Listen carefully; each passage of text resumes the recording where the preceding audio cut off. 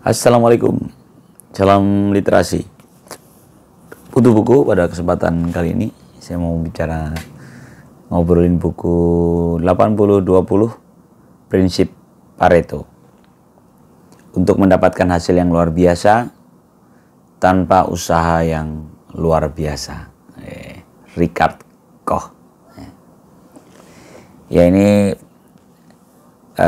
hari pertama bulan Ramadan, insya Allah saya coba rutinkan ngobrolin buku di sepanjang bulan Ramadan, karena katanya bulan Ramadan itu bulan literasi, karena bulan Quran itu secara etimologis bermakna bacaan, berarti ini bulan literasi. Karena itu saya tetap tidak mengurangi intensitas untuk membaca buku di tengah-tengah menyelesaikan target tilawahnya.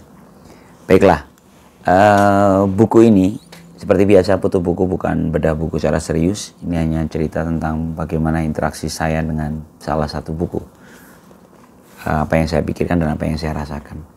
Buku ini saat membelinya sebenarnya saya ngerasa kayak saya tertantang, karena merasa dulu itu saya nggak nyaman dengan istilah konsep ekonomi dengan biaya yang sekecil-kecilnya untuk mendapatkan keuntungan sebesar-besarnya, gitu kan dulu prinsip ekonomi kan begitu. Saya pikir itu prinsip yang potensi membuat kita curang kan, karena kita hanya pengen efisien, pengen nggak mau keluar duit banyak, tapi pengen dapat yang lebih banyak gitu.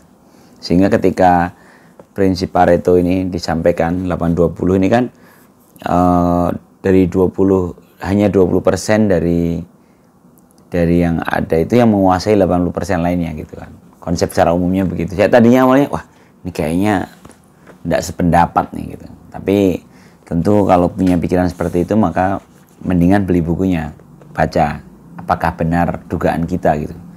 Dan ternyata tidak seluruhnya benar ya, karena cara Pareto ini disusun oleh Richard Koch. Mungkin teman-teman bisa dapat, kayaknya bukunya masih baru nih. Banyak reviewnya juga, banyak review tentang buku ini. Susunannya itu dari pendahuluan, ya dia tiga bagian.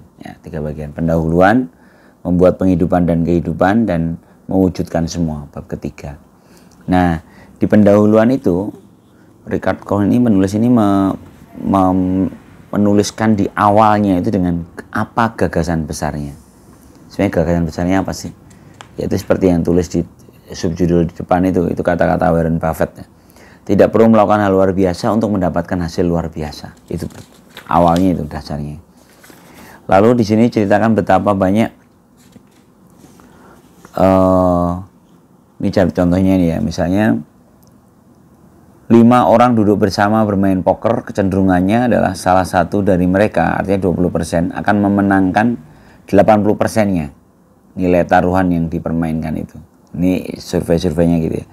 Toko retail besar manapun itu 20% dari anggota staf penjualannya berkontribusi lebih dari 80% nilai penjualan.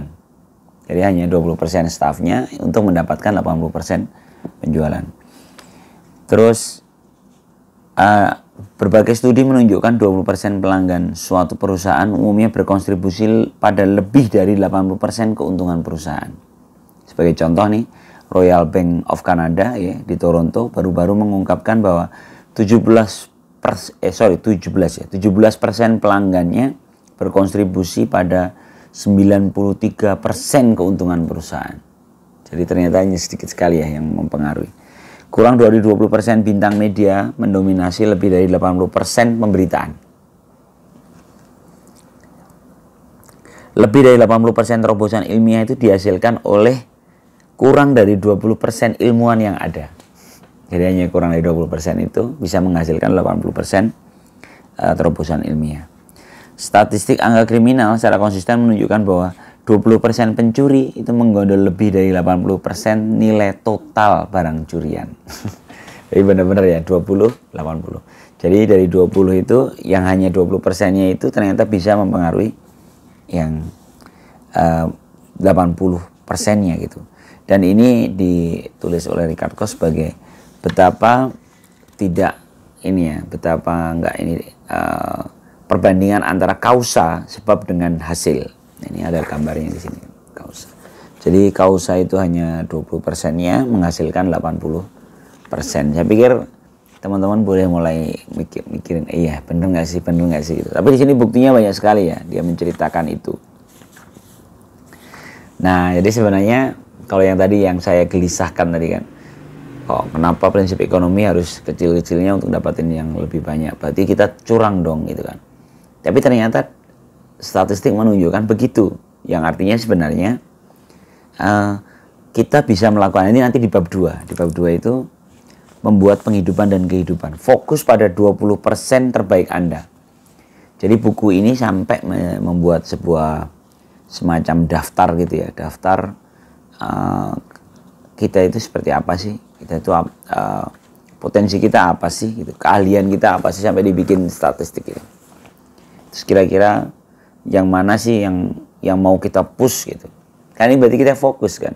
Ketika kita semuanya kita coba dan ternyata hasilnya nggak seberapa, kenapa nggak kita fokus pada hal-hal yang memang itu potensi kita dan kita bisa melompat mendapatkan yang 80% itu.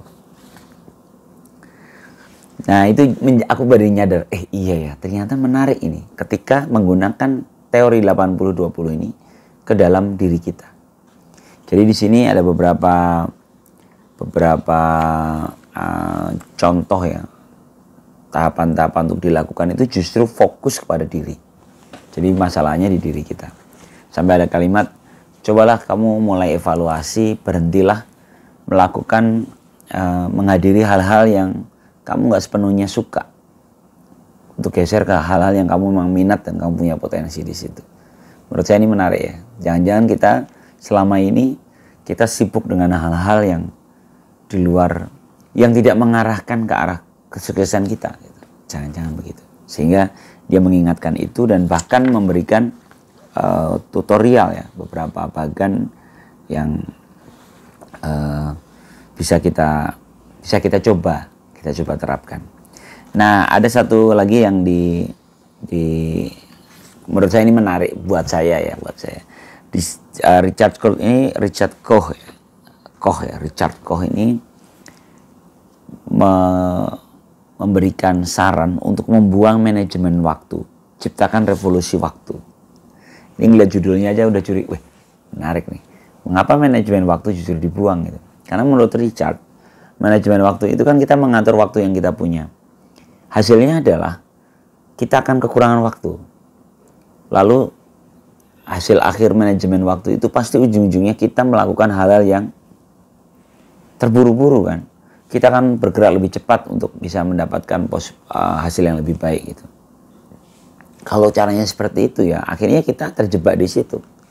Jangan-jangan kita tidak fokus pada yang 20% tadi gitu. Karena itu dia bilangnya revolusi waktu. Caranya gimana? Buang daftar hal-hal yang akan Anda lakukan. Tapi buat daftar hal-hal yang tidak akan Anda lakukan. Jadi dibalik ya. Bertindak lebih sedikit, berpikir lebih banyak. Ya, jadi revolusionaris waktu. Ya tadi salah satunya cari tahu apa yang, lakukan hal yang kita suka, lakukan hal yang benar-benar kita kita nyaman. Terus cermati minat kita di mana. Dan akhirnya ini di banyak contoh ya, orang-orang yang terlihat santai tapi hasilnya justru luar biasa. Karena dia bisa menemukan titik yang membuat dia. Menurut saya itu menarik gitu. Jadi saya pikir teman-teman boleh nanti kalau beli buku ini cari di bab itu, akhir bab 1 itu tentang manajemen waktu suruh dibuang ya. Nah, kalau di bab 2 yang tadi saya sudah singgung, fokus pada 20% itu, ini ada beberapa tutorial. Ini teknis sekali ya. Jadi beberapa pertanyaan yang harus kita jawab, terus kita mau fokus di mana, tujuan yang di mana. Dan kayaknya banyak contoh sih ya. Bahkan hubungan kita dengan uang itu juga menarik ya. Menurut saya itu hal yang cara manfaatin uang kita. Jangan-jangan kita nggak harus berbanyak-banyak sekarang aja uangnya gitu. Tapi kalau kita tujuannya ke bahagia ya, fokusnya di bahagianya itu dulu kan. Terus bagaimana menjalin hubungan, ini juga lucu ya. Bagaimana kalau kamu mau mendapatkan seseorang, terus gimana? Apakah cara langkah-langkah kita itu langkah yang tepat gitu untuk mendapatkan seseorang? Bagaimana membangun keluarga bahagia? Menurut saya ini menarik ya, menarik untuk menjadi asupan kita di bulan termasuk ini ketika saya memilih buku ini justru di hari pertama bulan Ramadan, karena sebenarnya kan ketika kita ngomongin agenda-agenda Ramadan, misalnya kita menganggap Ramadan sebagai bulan sekolah Ramadan gitu, terus kita bikin agenda yang banyak penuh gitu, terkadang kita ngerasa bahwa waduh, sanggup nggak nih menyelesaikannya. Nah ini ternyata dengan 80-20 ini kita justru kebuka, oh iya ya, gimana caranya mengatur agenda kita gitu. Ada satu saran yang menurut saya unik juga itu. Silakan coret pengeluaran, seperti ngomongin uang nih ya. Silakan coret pengeluaranmu, geser ke donasi. Jadi kalau kita punya pengeluaran yang menurut kita bulan ini bisa nggak kita keluarkan, kenapa nggak kamu coret aja, lalu geser ke donasi. Katanya cara itu membuatmu nyaman, tenang, bahagia, dan bisa jadi mendatangkan rezeki yang lebih banyak. Saya pikir itu religius ya. Jadi menggeser pengeluaran menjadi donasi, menjadi ini ada di buku ini, di buku Richard Cohn. Fokus pada 20% untuk 20% terbaik kita. Sehingga kalau kita menjalaninya dengan tepat gitu, saya pikir kita bisa optimal di bulan Ramadan ini. Oke ya, Ramadan 1445 Hijriah, bulan literasi. Mari kita cerita apa yang kita baca. Tema saya itu. Salam literasi. Assalamualaikum warahmatullahi wabarakatuh.